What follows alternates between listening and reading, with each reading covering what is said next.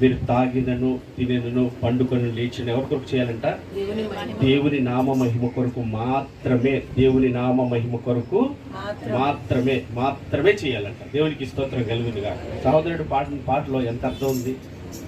ఇవాళ అర్థాలు రాగాలు ఇటు వెళ్తారో తెలియని పాటలు చాలా వచ్చేసి దైవజన్మ. కానీ అయ్యే మనం ఇదనే అనుకుంటున్నాం.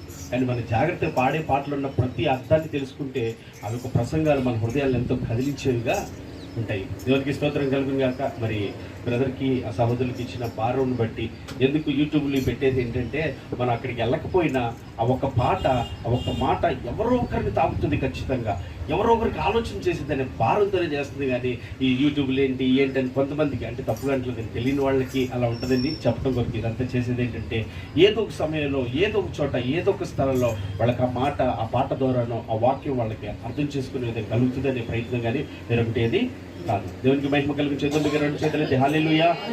మరి బ్రదర్ని ఫస్ట్ టైం ఇక్కడికి ఇన్వైట్ చేయటం, మరి ఎవరో తెలియపోయినా యూట్యూబ్లో చూసి మా సిస్టర్ మౌనిక చూసి అన్నయ్య బాగా చెప్తున్నారు అన్నయ్య అని నాకు కూడా చూపించినప్పుడు మరి బ్రదర్కున్న భారం ఆసక్తి బాగా కనపడుతుంది.